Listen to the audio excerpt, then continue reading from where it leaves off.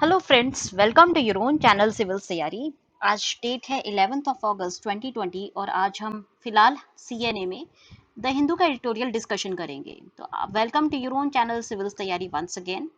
Guys, मैं थोड़ी सी आजकल बिजी चल रही हूँ, तो मैं थोड़ा लेट आजकल बना के दे पा रही हूँ।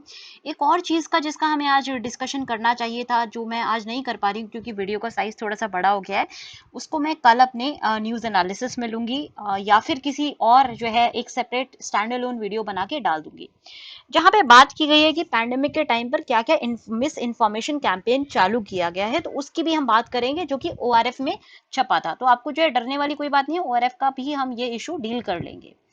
फिलहाल जो आपका क्वेश्चन आ सकता है यहाँ से, इस वाले आर्टिकल से, वो आपका जो है इंडो चाइनी इंडिया और चाइना का जो इशू है उसके ऊपर ही आएगा। आपको मालूम है, और बहुत टाइम से ये इशू जो है हमारे न्यूज में है।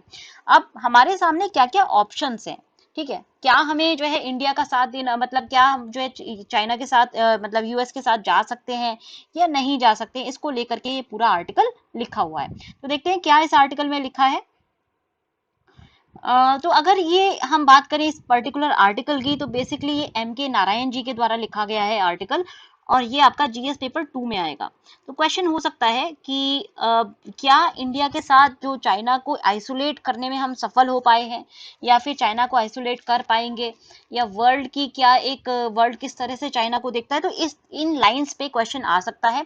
स्पेशली अगर आप किसी इंटरव्यू की प्रिपरेशन कर रहे हैं, तो आपसे जो है ओपिनियन बेस्ड ये क्वेश्चन पूछे जा सकते हैं। तो अब हम देखें अगर इस आर्टिकल को, तो इस आर्टिकल में क्या दिया हुआ है, देखिए एम के नारायण जी के द्वारा लिखा गया है, जो कि हमारे फॉरेन सेक्रेटरी रह चुके हैं। बहुत ही अच्छा आर्टिकल है। इसमें बताया गया कि 2 अगस्त को जो लेटेस्ट राउंड हुए थे टॉक्स के, इंडियन और जो चाइनीज मिलिट्री कमांडर्स के बीच में, तो उनके थ्रू जो है कोई ब्रेक थ्रू नहीं आया है, मतलब कि situation line of actual control पे बिल्कुल भी चेंज नहीं हुई है। तो बेसिकली अभी हमें देखने को क्या मिल रहा है कि चाइना थोड़ी सी विलिंग तो है, मतलब बातचीत करने के लिए विलिंग है, बट बहुत ज्यादा एक्शन जो है चाइना का नहीं निकल के सामने आया है। अब अगर हम चाइना की बात करें, तो चाइना की जो एक स्ट्रैटेजी होती है, अब देखिए गाइस, कुछ मैं आपको इंटरनेशनल रिलेशन के कुछ टर्म से अवगत कराना चाहूंगी, जो आपको इंडो चाइनीज इश्यू में यूज करने हैं। सबसे पहला टर्म जो आपको यूज करना है, आई होप आपको विजिबल होगा, ये है सलामी स्लाइसिंग का टर्म, जो कि आप बार बार जो है न्यूज में मैंने भी कई बार यूज किया है। सलामी स्लाइसिंग का मतलब क्या होता है? सलामी स्लाइसिंग का मतलब होता है कि कोई भी कंट्री किसी भी टेरिटरी को ऑक्यूपाई करने के लिए क्या करे कि छोटे छोटे हिस्सों में ऑक्यूपाई करे, तो उसको सलामी स्लाइसिंग कहा जाता है। अब देखिए ये जो स्ट्रैटेजी है कैसे वर्क करती है। मान लीजिए चाइना को ये पर्टिकुलर टेरिटरी पूरी जो है कब्जानी है, और ऑन ग्राउंड जो है उसको सिचुएशन चेंज करनी है। तो वो क्या करेगा, छोटा सा पहले स्लाइस ले लिया। अब ये बहुत छोटी सी टेरिटरी है, मान लीजिए छोटे से किलोमीटर्स की टेरिटरी हो गई, तो कोई भी कंट्री है इस छोटी सी टेरिटरी के लिए हॉट वार पर नहीं जाएगी। हॉट वार का मतलब होता है एक्टिव वॉर, ठीक है, फुल फ्लेजेड वॉर को हम हॉट वॉर कहते हैं। तो कोई भी कंट्री अपने राइट सेंसेस में होगी तो वो हॉट वॉर पे नहीं जाएगी। क्यों नहीं जाएगी? क्योंकि वॉर जो है एक नॉट जीरो सम गेम होता है। नॉट जीरो सम गेम का मतलब हुआ कि ये जो गेम है यहाँ पे किसी भी साइड का भला नहीं है। वॉर पे जाने में दोनों साइड की जो है, दोनों साइड को हानियां होती हैं। तो इस वजह से कोई भी जो कंट्री है वो हॉट वॉर पे नहीं जाएगी, क्योंकि वॉर एक जीरो सम गेम है, होता है। It is not a zero sum game. तो इसी वजह से जब ये हो जाता है, तो हम क्या करते हैं कि डिप्लोमेटिक चैनल से इस टेरिटरी को वापस लेने की कोशिश करते हैं, बट चाइना इसको देने के लिए तैयार नहीं होगी, और ग्राउंड सिचुएशंस को वो चेंज कर देती है। फिर उसके बाद उसने बाकी किसी पीरियड ऑफ टाइम में ये भी टेरिटरी जो है ऑक्यूपाई कर ली। अगेन कंट्री जो है अगेन हॉट वार पे नहीं जाएगी, because it is not a zero sum game. अब अल्टीमेटली क्या हुआ, कुछ सालों के बाद इतनी टेरिटरी पे कब्जा आ गया, फिर ये वाली टेरिटरी ऑक्यूपाई कर ली। तो यही हमें चाइना जो है करता हुआ नजर आ रहा है, क्योंकि अभी जो स्टेटस को एंटे है इतने सारे, मतलब ऑल मई से आप देख लीजिए, मई से ये पूरा आपका इशू चल रहा है। ऑलमोस्ट जो है 3 मंथ्स होने को आ गए हैं, और अभी तक भी ग्राउंड सिचुएशंस जो है चेंज नहीं हुई है।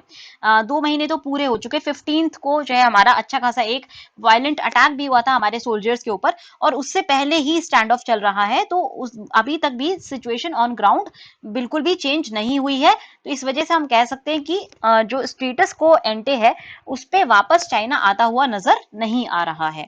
तो ऐसे में कहीं ना कहीं ये जो सलामी स्लाइसिंग है, ये हमारे सामने हमारी हमारी टेरिटरी की होती हुई नजर आ रही है ऐसे में। और उसके अलावा एक जो चेंज हमने देखा कि यूजुअली क्या होता था कि जब भी इस तरह के प्रॉब्लम्स आ रहे हैं इंडिया और चाइना के बीच में, तो वॉर ऑफ वर्ड्स नहीं होता था, मतलब कि शब्दों का जो वॉर है वो हमें देखने को नहीं मिलता था। बट अभी हमें मिनिस्ट्री ऑफ एक्सटर्नल अफेयर्स ने कुछ बयान जारी किया था, उसके अगेंस्ट जो है फॉरेन मिनिस्ट्री का चाइना की एक बयान आया था। और ये जो फॉरेन मिनिस्ट्री का बयान था ये आप देख लीजिए, इन्होंने जो है क्रिटिसाइज किया था इंडिया के इंटरनल मैटर में, जैसे कि उन्होंने जो जम्मू एंड कश्मीर में चेंजेस किए गए थे पिछले साल उसको क्रिटिसाइज किया था। चाइना बेसिकली जो है इंटरनल मैटर्स में क्रिटिसाइज करने से बचता है, क्योंकि उसके खुद के भी बहुत सारे इंटरनल मैटर्स हैं, फिर बाकी कंट्रीज उन पे क्रिटिसाइज कर सकती हैं, जैसे हांगकांग हो गया या फिर तिब्बत हो गया। तो इसलिए चाइना यूजुअली जो है उनको क्रिटिसाइज नहीं करता है, और ये जो चेंज ऑफ स्टांस दिखा गया, और ये एक एग्जाम्पल है चाइना की वुल्फ वॉरियर डिप्लोमेसी का। ठीक है, तो आप इसको एज एन एग्जाम्पल दे सकते हो। किस चीज का एग्जाम्पल है ये? Wolf warrior diplomacy. तो आज आपने देखा होगा कि अभी तक मैं 3-4 वर्ड्स जो है यूज कर चुकी हूं, उनको मैं एक बार रिवाइज कराती हूँ आपको। मैंने सलामी स्लाइसिंग यूज किया, इनको लिख के रख लीजिएगा। ये जो वर्ड्स होते हैं आईआर में काफी यूजफुल होते हैं, इनको हमें यूज करना होता है। फिर मैंने आपको बताया not a zero sum game, ये नॉट जीरो सम गेम की हमने बात करी। फिर हमने बात करी है वुल्फ वॉरियर डिप्लोमेसी की, और उसके अलावा हमने बात करी हॉट वॉर की। ठीक है, हॉट वॉर की हमने बात की। तो ये सारी चीजें अभी तक हमने डिस्कस की हैं, जो कि आईआर के पॉइंट ऑफ व्यू से ये जो हमारे ये टर्म्स है काफी इंपॉर्टेंट है। अब आगे बढ़ते हैं। यूएसए और चाइना की अगर हम टाइज की बात करें, तो यूएस चाइना की जो टाइज हैं, रिलेशनशिप्स हैं, 1960s के टाइम से अच्छे थे, और अभी फिलहाल जो है उनमें एक डाउनवर्ड स्पाइरल देखा गया है। ये इस वक्त जो है स्टेज ऑफ कन्फ्रंटेशन में है। तो गाइज अगेन ये जो है काफी इंपॉर्टेंट है, ये वाला जो टर्म है ये आपको ध्यान रखना है, इस टर्म को आप अलग से मार्क कर लीजिए। स्टेज ऑफ कन्फ्रंटेशन मतलब कि दोनों एक दूसरे के आमने सामने खड़े हैं और दोनों एलाइज को सीख कर रहे हैं, जिससे कि उनके कैंप्स को ज्वाइन किया जा सके। तो मतलब कि ये जो इंडिकेटर्स हैं ये कोल्ड वॉर इंडिकेटर्स होते हैं, मतलब कि जल्दी टाइम में आपको कोल्ड वॉर देखने को मिलेगा, इसको हम न्यू कोल्ड वॉर कह सकते हैं।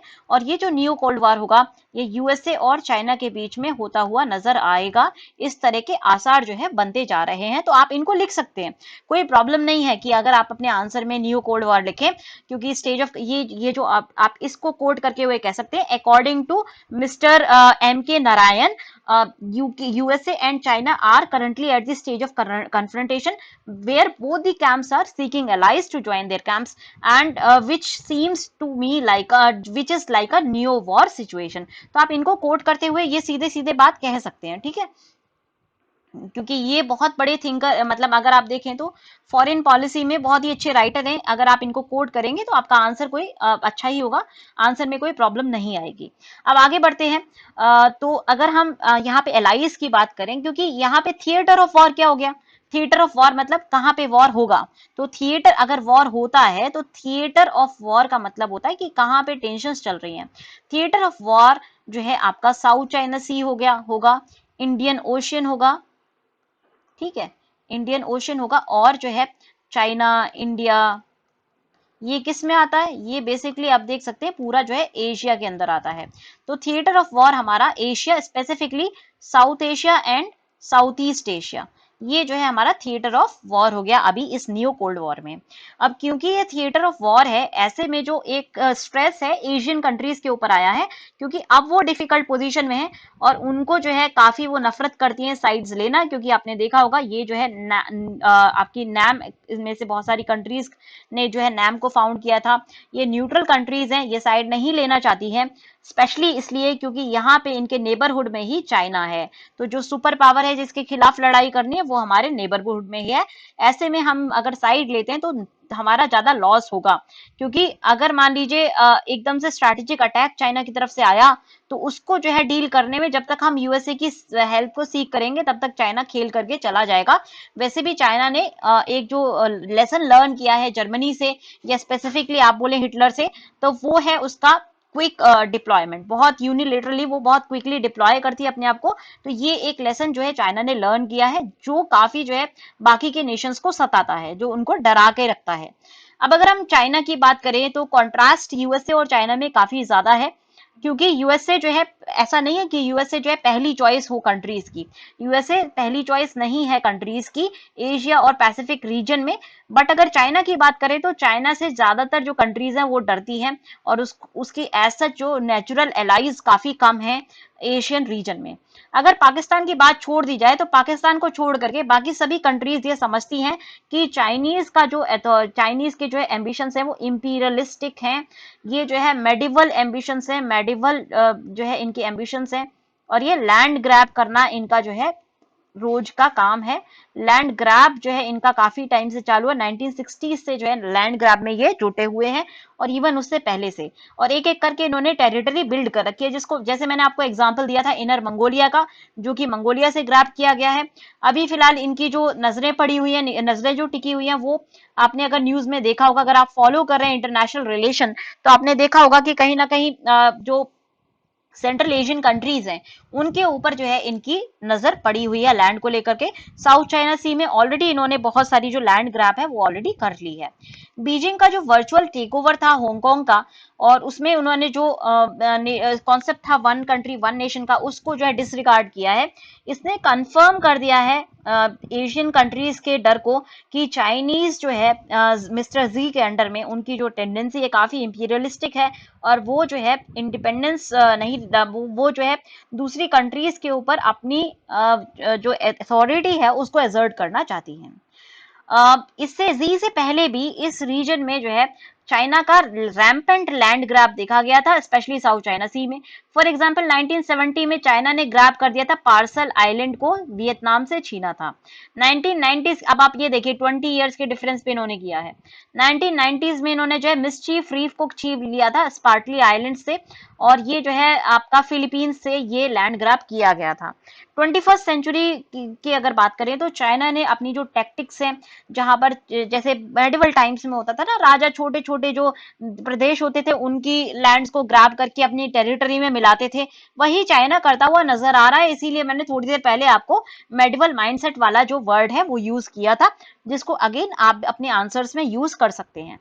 उसके अलावा यहाँ पे जो एक स्कारबर्ग शोल कॉन्फ्रंटेशन हुआ था, जब 2012 में चाइनीज मेरीन सर्वेलेंस शिप ने डायरेक्टली कन्फ्रंटेशन किया था फिलीपीन नेवी के साथ। तो ये कुछ एग्जांपल्स हैं चाइनीज बेलिजरेंस के, चाइनीज रोजनेस के, मतलब चाइनीज की गुंडागर्दी की। ठीक है, अब जो हम टेंडेंसी देखते हैं चाइना की वो काफी एग्रेसिव है और एक्सपेंशनिस्ट टेंडेंसी है। तो यहाँ पे एक और वर्ड जो आपको यूज करना है चाइना के संदर्भ में, वो एक एक्सपेंशनिस्ट पावर का यूज करना है। ये एक्सपेंशनिस्ट पावर का मतलब क्या होता है? एक्सपेंशनिस्ट पावर का मतलब होता है कोई भी पावर जो अपनी टेरिटरी को एक्सपैंड करने की कोशिश करे at the expense of other countries, उसको हम एक्सपेंशनिस्ट पावर बोलते हैं।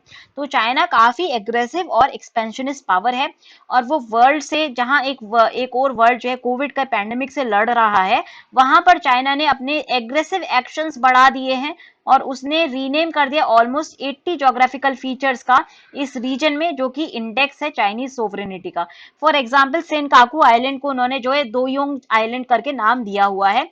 सेनकाकू आइलैंड ऑल्दो जो है जापान की सोवरेनिटी के अंदर आते हैं, जापान ने उसे परचेज किया एक जो है प्राइवेट जापानीज सिटीजन से। तो ये कहीं ना कहीं एग्जांपल है चाइनीज एक्सपेंशनिस्ट टेंडेंसी का। उसके अलावा अगर हम कंप्लेंट्स की बात करें तो चाइना के ये जो एटीट्यूड है जहां पर वो एक्सपैंड करने की कोशिश कर रही है, इसके खिलाफ बहुत सारी कंट्रीज ने कंप्लेन किया है। उन कंट्रीज का अगर हमें नाम लिखने हो तो उसमें ताइवान है आपका, जहां पर अभी रिसेंटली आपने देखा होगा इनके एयर स्पेस का वायलेशन किया गया था। जापान में सेनकाकू आइलैंड का जब यहाँ इसको ऑफिशियली इंक्लूड किया गया है तो इसके खिलाफ जो है वहां पे नारेबाजी हुई थी चाइना में, और लोग सड़कों पे उतर आए थे। वियतनाम से हमने अभी देखा था कि जो है आइलैंड जो लिया गया था, पार्सल आइलैंड की हमने बात की थी। इंडोनेशिया से में भी जो है प्रॉब्लम्स क्रिएट हो करते हैं। साउथ कोरिया के साथ भी इनका टेरिटोरियल डिस्प्यूट है, स्पेसिफिकली कुछ आइलैंड्स को लेकर के, अगेन जो ईस्ट चाइना सी के अंदर है। अब ये सभी लोग कंप्लेन करते हैं कि चाइना का जो पोस्चर है उनके आस पड़ोस में वो काफी मेनेंसिंग है, काफी ज्यादा डोमिनेटिंग है। चाइना की जो सबसे फेवरेट अप्रोच है, चाइना कैसे काम करता है, तो ये आप ये देखिए जो पैराग्राफ है इसको आप अलग लिख के रख लीजिएगा, जिसको आपको कोट करना है, और यहाँ पे एम के नारायण जी के नाम से आपको कोट करना है। क्या पैराग्राफ है? चाइना की फेवरेट अप्रोच है कि यूनिलेटरलिज्म के थ्रू वो जो है अपने स्मॉल नेबर्स के साथ डील करता है और कॉम्प्रोमाइज नहीं करता है। वहीं दूसरी तरफ अगर आप इंडिया को कंपेयर करेंगे तो इंडिया की जो, अगर आप गुजराल डॉक्ट्रिन की बात करें तो इंडिया जो है छोटे नेशंस की तरफ भी गिव एंड टेक वाली पॉलिसी भी नहीं अपनाता, गिव ज्यादा देने की कोशिश करता है और कम लेने की कोशिश करता है। तो ये डिफरेंस है इंडियन और चाइनीज जो है चाइनीज के डीलिंग में। अब अगर हम बात करें यूनिलेटरलिज्म की, तो ये जो है कहीं ना कहीं बेल्ट एंड रोड इनिशिएटिव के थ्रू क्लियरली समझ में आता है कि चाइना किस तरह से डेट डिप्लोमेसी में पार्टिसिपेट कर रहा है। गाइज आज का अगर आप लेक्चर देखेंगे तो मैंने बहुत ही सारे जो है वर्ड्स यूज करे हैं जिनको आपको यूज करना है। ये देखिए, जब हम ये इस तरह के वर्ड हम इंक्लूड कर देते हैं तो हमारा आंसर बहुत अच्छा बन जाता है। तो ये सारे वर्ड्स आपको यूज करने हैं, ठीक है, इसीलिए मैं लिखती भी जा रही हूँ जो जो वर्ड्स इंपॉर्टेंट है, जिससे कि आपको याद रहें और आप उनको नोट डाउन कर लें। उसके साथ साथ बहुत सारी कंट्रीज जो ईस्ट एशिया में हैं वो साइड लेना नहीं चाहती इस जंक्चर पर। क्यों नहीं लेना चाहती? क्योंकि उनको देखिए सबसे बड़ा एक जो बड़ा एलाई, जो काफी बड़ा एक दुश्मन सा हो, वो अगर आपकी विसिनिटी में रहता हो, मान लीजिए आप किसी गुंडे के जो है नेबरहुड में रहते हैं, तो आप गुंडे के खिलाफ जो है खुल के नहीं बोल सकते, सीधी बात ये है। अब आप इसको जो है इंटरनेशनल रिलेशंस में अगर आपको सही साफ तरीके से नहीं बोलना है, थोड़ा सा घुमा के बोलना है, तो आप ये कह सकते हैं कि चाइना हमेशा ओवर प्रोटेक्टिव रहा है अपनी साउथ चाइना सी में, क्योंकि इसको ये कंसिडर करता है as a natural shield against the intervention of outside forces inimical to it. Inimical मतलब जो कि इसके अगेंस्ट है। यहाँ पे यूएसए की बात की जा रही है सीधे सीधे, तो यूएसए के खिलाफ वो साउथ चाइना सी को जो है अपनी शील्ड के रूप में ट्रीट करता है। अगर ऐसी बात है तो फिर इंडिया के साथ वो क्यों जो है सेंट्रल एशिया में क्यों लैंड ग्रैब करने की कोशिश कर रहा है, मंगोलिया से क्यों उसने लैंड ग्रैब किया, फिर उसने तिब्बत को क्यों जो है अपनाया जो कि एक बफर स्टेट था, इंडियन टेरिटरी जो कि ईस्टर्न लद्दाख है वहां पे आने की कोशिश क्यों कर रहा है। तो ये सारे, और उसी तरह से हम्बन टोटा पोर्ट या श्रीलंका के ऊपर उसने डेट डिप्लोमेसी क्यों की थी। तो ये क्वेश्चंस हैं जिनको हम रेज कर सकते हैं। हालांकि अगर हमें एक डिप्लोमेटिकली तरीके से बोलना है तो हम सीधे सीधे ये बात कह नहीं सकते, बिकॉज इनका जो असर होता है वो गलत पड़ जाता है। आप एक डिप्लोमेट बनेंगे, बट आपकी समझ के लिए मैंने आपको ये रिमाइंड कराया, बिकॉज कहीं ना कहीं हमें जब बोलना भी होता है, जब हमें चीजें पता भी हो, तो हम उनको जो है अलग तरीके से बोलते हैं, थोड़ा सा ऐसे तरीके से बोलते हैं जिससे कि सांप भी मर जाए और लाठी भी ना टूटे। तो हम इसीलिए, वो कंट्रीज का कहना है कि यूएसए के डर से कहीं ना कहीं चाइना एक जो स्टैंस है अपना, वो थोड़ा सा ओवर प्रोटेक्टिव स्टैंस रखता है।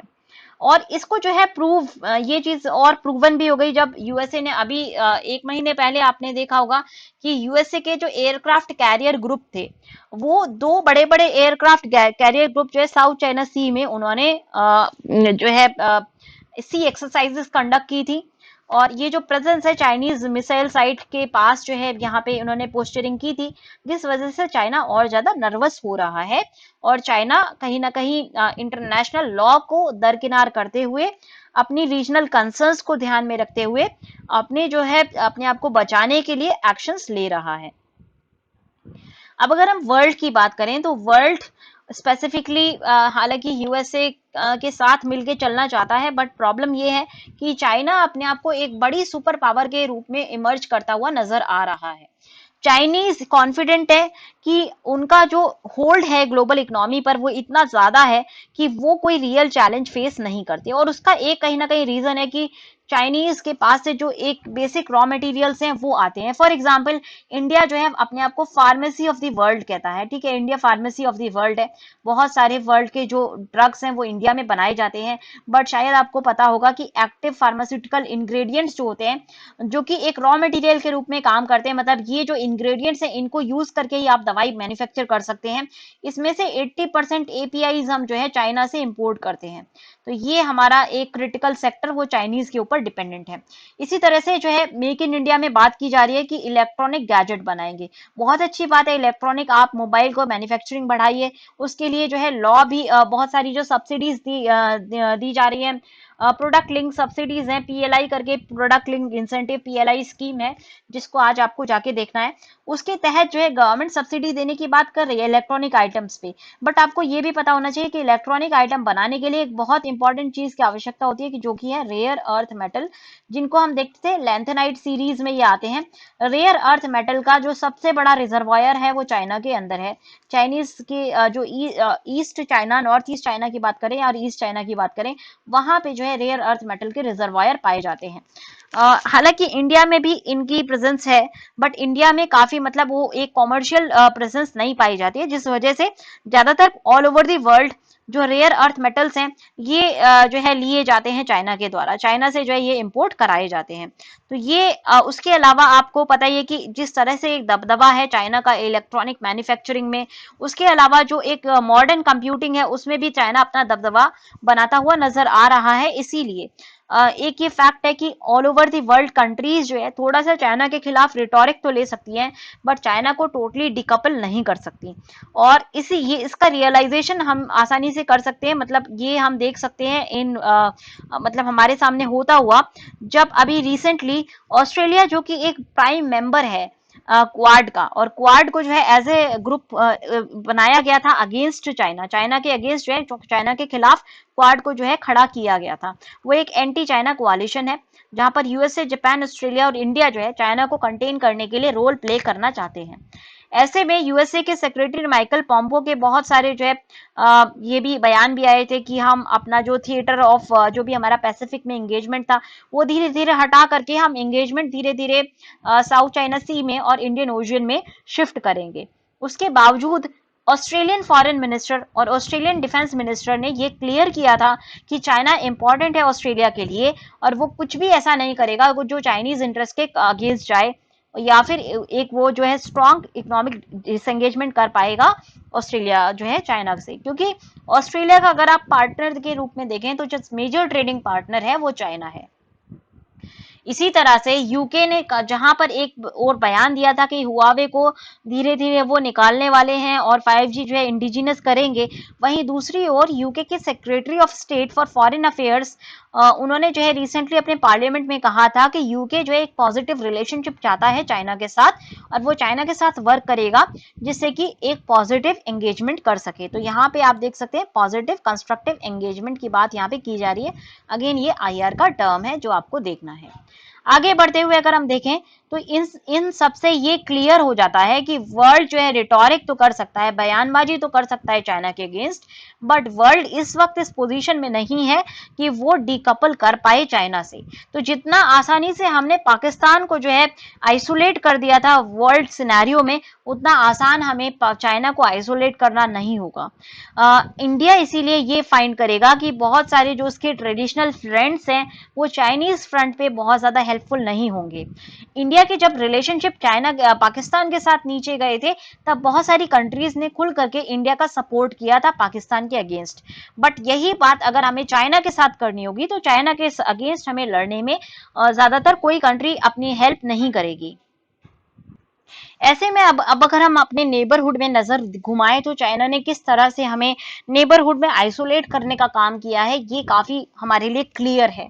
देखिए इसमें हम ये नहीं कह सकते कि इंडिया की गलती है, बट यहाँ पे आप चाइनीज डिप्लोमेसी की सुपीरियोरिटी देख सकते हैं कि जब इंडिया को जो है आइसोलेट करने में कहीं ना कहीं उसी के नेबरहुड में चाइना थोड़ा सा सक्सेसफुल होता हुआ नजर आ रहा है, जो कि काफी क्लियर था पाकिस्तान के कार्टोग्राफिक एग्रेशन से, जिसको हम फेक मैप भी कह सकते हैं, या फिर नेपाल के कार्टोग्राफिक एग्रेशन से जहां पर उन्होंने हमारे काला पानी का एरिया जो है अपनी टेरिटरी में सम्मिलित करता हुआ दिखाया है। उसके अलावा अगर जो सबसे एक खतरे वाली बात है वो ये है कि इंडिया और श्रीलंका के रिलेशनशिप दोबारा जो है डाउनवर्ड स्पाइरल में जा सकते हैं, क्योंकि राजपक्षा जी जो है गवर्नमेंट में आ गए हैं। 2 दिन पहले भी मैंने आपको ये रिमाइंड कराया था कि राजपक्षा जो है प्रो चाइनीज रहे हैं और उन्हीं के टाइम पे हम्बनटोटा पोर्ट की लीज 99 ईयर्स की चाइना को दी गई थी।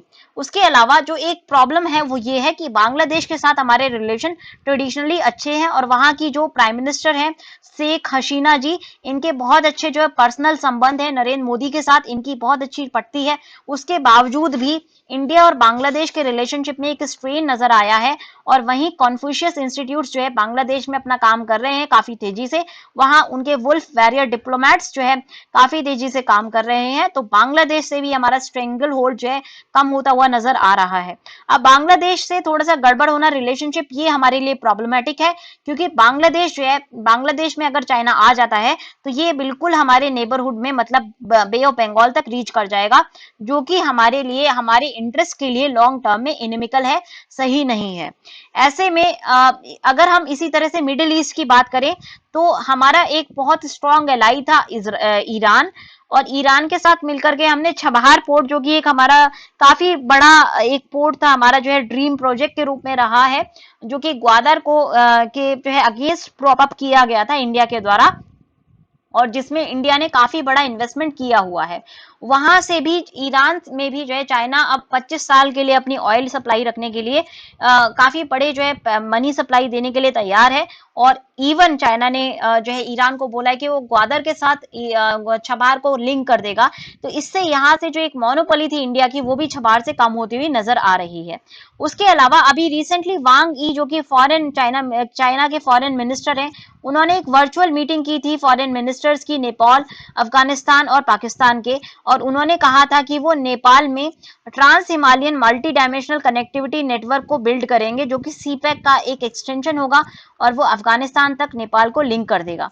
तो ये एक जो यहाँ से इंसेंटिव दिखता हुआ नजर आ रहा है। हालांकि जो भी बिल्डिंग चाइना करता है किसी भी कंट्री में, वो एक डेट के बेसिस पे बिल्ड किया जाता है, तो डेट डिप्लोमेसी करता हुआ नजर आ रहा है, जहां पर वो इंफ्रास्ट्रक्चर बिल्ड करेगा, और सरकारों को जो है ऑन ग्राउंड इंफ्रास्ट्रक्चर बिल्ड करने पे ज्यादा मतलब रहता है, उनको बहुत ज्यादा इससे मतलब नहीं रहता कि कंट्री कहाँ जा रही है, किस गर्त में जा रही है। तो ओवरऑल हमें ये देखने को मिल रहा है कि जो जियो बैलेंसिंग है वो नहीं हो पा रही है, चाइना डिसएडवांटेजेस पोजीशन पर है, और कंट्रीज जो है, सॉरी, चाइना अभी डिसएडवांटेजेस पोजीशन पर नहीं है, जियो बैलेंसिंग जो है चाइना के अगेंस्ट नहीं होती हुई नजर आ रही है। ऐसे में अगर हम जो है अमेरिकन कैंप को पिक करते हैं तो कहीं ऐसा ना हो कि हम बिना एलाइज के रह जाएं, और एक बड़ा जो एनिमी है वो हम अपनी नेबरहुड में बना लें। इसके बारे में हमने कल भी डिस्कशन किया था। तो ये देखिए as a note of caution हम दे सकते हैं, बहुत ज्यादा हमें गवर्नमेंट की पॉइंट के अगेंस्ट जाने की जरूरत नहीं है, बट हमें पता होना चाहिए कि क्या चल रहा है। नेक्स्ट आर्टिकल हमें देखना है, जो कि हमारे जीएस पेपर 4 से है। बहुत कम ऐसे आर्टिकल आपको देखने को मिलते हैं जहां पर क्वालिटीज क्या होनी चाहिए एक सिविल सर्वेंट में, उसके बारे में चर्चा की गई हो। तो अभी यूपीएससी का जो है 2019 का रिजल्ट डिक्लेयर हुआ था, उसी के संदर्भ में ये आर्टिकल दिया हुआ है। अब यहाँ पे अगेन ये आपका एक रिटायर्ड डिप्लोमेट जो आपके सिविल सर्वेंट है उनके द्वारा लिखा गया है आर्टिकल। बहुत अच्छा आर्टिकल है, दोनों आर्टिकल्स आज के बहुत ही अच्छे हैं। तो आपके लिए ये इसीलिए मैंने मतलब आज स्पेसिफिकली टाइम ना होने के बावजूद भी ये मैं आपका सीएनए बना रही हूँ इस वक्त, क्योंकि आज मेरी जो है एक सुपरवाइजर के साथ मीटिंग थी, बहुत ज्यादा मैं बिजी थी, अदरवाइज भी क्लासेस थी, टाइम नहीं था, फिर भी मैंने अभी टाइम निकाला है क्योंकि दोनों आर्टिकल्स बहुत इंपॉर्टेंट है। ठीक है, अगर आपको फिर भी कुछ समझ ना आए तो प्लीज आप मैसेज कर सकते हैं, हमारे जो टेलीग्राम के चैनल पे आप मैसेज कर सकते हैं @सिविल तैयारी, ये हमारा जो है टेलीग्राम का चैनल है। उसके अलावा हमारे ग्रुप को भी यहीं पे जाकर के आपको डिस्कस वाले कॉलम में आप क्लिक करेंगे तो आप ग्रुप को भी ज्वाइन कर पाएंगे। तो आगे बढ़ते हैं। अब यहाँ से हर साल क्वेश्चन आता है जीएस पेपर 4 में, 10 नंबर का क्वेश्चन होता है जहां पर पूछा जाता है कि आपके अकॉर्डिंग क्या क्या क्वालिटीज होनी चाहिए एक सिविल सर्वेंट के अंदर। तो ये एक जो क्वेश्चन खड़ा होता है सिविल सर्विसेज एग्जामिनेशन को लेकर के, नो डाउट ये काफी रिगरस एग्जामिनेशन है, कंपटीशन काफी इंटेंस है, क्योंकि 900 कैंडिडेट्स के आसपास सेलेक्ट होते हैं आउट ऑफ ए पूल जो कि लाखों का पूल होता है, 2-3 लाख में से 900 बच्चे सेलेक्ट होते हैं, जो कि सिलेक्शन रेशियो केवल 4% है। मतलब 96% जो स्टूडेंट्स है वो एलिमिनेट हो जाते हैं किसी ना किसी स्टेज ऑफ कॉम्पिटिशन में। तो यहाँ से हम देख सकते हैं कि हमारा जो भी हम तैयारी कर रहे हैं वो काफी रिगरस तैयारी है, और काफी जो है कॉम्पिटिशन है, और इसको रिगर इसका बढ़ गया है क्योंकि एक जो प्रिलिमिनरी एग्जामिनेशन है वो काफी हमारा जो है एक ऐसा एग्जामिनेशन है जो काफी सारे लोगों को बाहर कर देता है, एग्जाम से ही बाहर कर देता है। यूपीएससी फिर क्यों एक मेजर ड्रॉ है? तो आपसे क्वेश्चन पूछा जाता है, why do you want to become a civil servant, why civil servant? तो इस क्वेश्चन का आंसर हम आज ढूंढेंगे और ये जो है आपको आपके जो इंटरव्यू में आंसर देने में कहीं ना कहीं मदद करेगा। तो देखिए यूपीएससी इसलिए हम जाना चाहते हैं यूपीएससी में, सबसे पहली बात ये हम अपनी मेरिट के थ्रू जाते हैं, यहाँ पे कोई जो है जोर जबरदस्ती कोई किसी भी तरह का जो करप्शन है वो नहीं चलता। UPSC is one of the most, आप कह सकते हैं कि one of the most honest organisations, और यहाँ पे बहुत ऑनेस्टली जो है चयन होता है, मेरिट के बेसिस पे चयन होता है। तो ये एक मेरिट बेस्ड यहाँ पे कंपटीशन है। दूसरा, तो ऐसे में जो अलग अलग डाइवर्सिटी से लोग आते हैं, सोशो इकोनॉमिक बैकग्राउंड से लोग आते हैं, जिनको जो है बाकी जगह पर उतनी बेहतर स्थितियां नहीं मिल पाती हैं, लेवल प्लेइंग फील्ड उनके लिए बाकी जगह नहीं होता, वहां यूपीएससी और बाकी स्टेट पीएससी उनको एक लेवल प्लेइंग फील्ड देता है, जहां पर हर एक कोई अपनी मेरिट के बेसिस पर इस पद तक पहुंचता है। दूसरा रीजन क्या है, अगर आप मोटिवेशन थ्योरी की बात करें तो कोई मोटिवेशन जो है, हम 3 रीजन की वजह से कोई मोटिवेट होता है। पहला रीजन होता है कि उसको पावर चाहिए, दूसरा रीजन होता है उसको जो है बिलोंगिंगनेस चाहिए या एफिलिएशन चाहिए, ठीक है, एफिलिएशन उसको चाहिए होती है, और तीसरा जो है आपको मॉनेटरी जो है इंसेंटिव होता है, मॉनेटरी। अब अगर हम सिविल सर्विसेज की बात करें तो सिविल सर्विसेज में पावर है। पावर कैसी है, ये नहीं कहना है कि हमारे पास पावर है, पावर टू चेंज लाइफ है सर, यहाँ पे हमारे पास power to change life of the people है।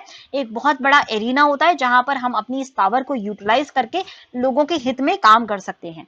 दूसरा, हमें यहाँ पे एक एफिलिएशन मिलती है, हम एफिलिएटेड होते हैं, मतलब लोग हमें हमारी मतलब जो सोसाइटी है वहां पर हमें अच्छी नजरों से देखा जाता है, हमें हमें एक लोगों का रेस्पेक्ट मिलता है। एफिलिएशन की जो मेरी नीड है वो यहाँ से फुलफिल हो पाती है। फिर मॉनेटरी अगर हम देखें तो सैलरी और अलाउंसेस भी अच्छे हैं, और करियर के हिसाब से ये एक अच्छा करियर चॉइस है, क्योंकि यहाँ पे करियर एडवांसमेंट अच्छा होता है। तो ओवरऑल इसलिए मुझे सिविल सर्विसेज में जाना है। तो देखिए मैं डायरेक्टली आपको एक आंसर, आपको जो है अलग अलग पॉइंट्स दिए, ऑब्वियसली आपको थोड़ा डिप्लोमेटिकली इस आंसर को देना होगा, बट ओवरऑल पॉइंट्स इसी तरह के कुछ इसी तर्ज पे आपको देने होंगे, ठीक है। अब आगे बढ़ते हैं, क्या क्या चेंजेस आए इससे हमें मतलब नहीं है। अब हम बात करते हैं कि क्या क्या हमें क्वालिटीज देखनी चाहिए एक सिविल सर्वेंट के अंदर। तो क्या क्या क्वालिटीज देखनी चाहिए, यहाँ से आप चाहें तो डेटा देख सकते हैं। बस एक जो डेटा आपको यहाँ से कोट करना है वो ये है, विमेन ऑलरेडी ऑलमोस्ट जो है 150 सीट्स जो है विमेन ने ग्रैब की हैं आउट ऑफ 900। हालांकि जो परसेंटेज है वो कम है, फिर भी कहीं ना कहीं विमेन का पार्टिसिपेशन बढ़ता हुआ नजर आ रहा है, और 3rd रैंक एक वुमेन के द्वारा हासिल की गई थी। तो ये विमेन का इमेंसिपेशन के रूप में हम सिविल सर्विसेज एग्जामिनेशन को देख सकते हैं, जहां पर वुमेन जो है बढ़ चढ़ के हिस्सा लेती हुई नजर आ रही हैं। उसके अलावा इंक्लूसिवनेस की अगर आप बात करनी होगी तो हम सिविल सर्विसेज एग्जाम में काफी इंक्लूसिव होते हुए नजर आए हैं। 2 मेंबर्स जो है चूज किए गए हैं जो कि विजुअली इम्पेयर्ड थे, और उसके अलावा बहुत सारी ऐसी सक्सेस स्टोरीज हैं जहां पर डिसएडवांटेजियस मेंबर्स ऑफ सोसाइटी जो है उनके कैंडिडेट्स आए हैं। फॉर एग्जाम्पल इवन जो टॉपर है वो एक फार्मर बैकग्राउंड उनका रहा है, उनके पिताजी फार्मर हैं। तो यहाँ से हम देख सकते हैं कि ऑल ओवर दी कोई भी सोशियो इकोनॉमिक बैकग्राउंड हो, लोग जो है बढ़ चढ़ के सिविल सर्विसेज में हिस्सा लेते हैं और क्लियर भी करते हैं। ऑन ग्राउंड जब हमारा सिलेक्शन हो जाता है तो एक जो हमारी ऑन ग्राउंड हमारे हमसे क्या एक्सपेक्टेशन एक पुअर सिटीजन करता है, तो एक पुअर सिटीजन एक्सपेक्टेशन करता है कि उसकी बात को सुना जाएगा, he wants to be heard, और हियरिंग करना काफी इंपॉर्टेंट है। अगर आप कितने भी अच्छे हो, अगर आप उसकी बात को नहीं सुनते हैं, अगर आपके अंदर कंपैशन नहीं है, कंपैशन एक इसीलिए हमें सुनने के लिए हमारे अंदर कंपैशन होना चाहिए, और हमारे साथ हमारे लिए काम करने के लिए हमारे पास ऑनेस्टी होनी चाहिए।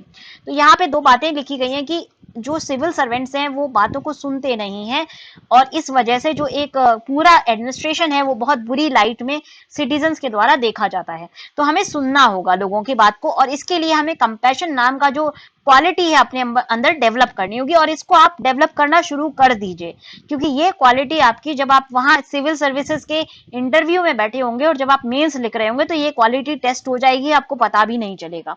तो कंपैशन को आप डेवलप करना शुरू कर दीजिए। दूसरी चीज, ऑनेस्टी आपके अंदर होनी चाहिए।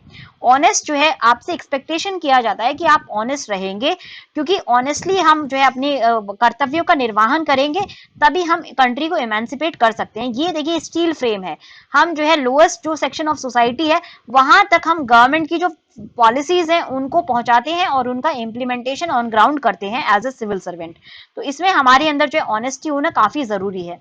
अनफॉर्चुनेटली इंडिया एक ऐसी कंट्री है जहां पर ऐसा देखा जाता है कि हमें लोगों का जो जो हक है, जो लीगल उनका राइट है, वो फुलफिल करने के लिए लोगों को ब्राइब देना पड़ता है। बाकी कंट्रीज में अगर देखा जाए तो ब्राइब इसलिए किया जाता है जहां पर उनसे कोई इलीगल काम कराया जाता है, बट इंडिया में लोग इसलिए ब्राइब करते हैं क्योंकि लीगल उनका जो हक है वो उनको नहीं मिलता है। तो ये काफी डैमेजिंग है, और ये काफी डैमेजिंग है हमारी सिविल सर्वेंट्स के सर्विसेज के एक स्टेट ऑफ अफेयर्स के ऊपर। तो हमें ये काम नहीं करना है, हमें अपना कोई भी कर्तव्य हो उसका जो है ऑनेस्टली निर्वहन करना है।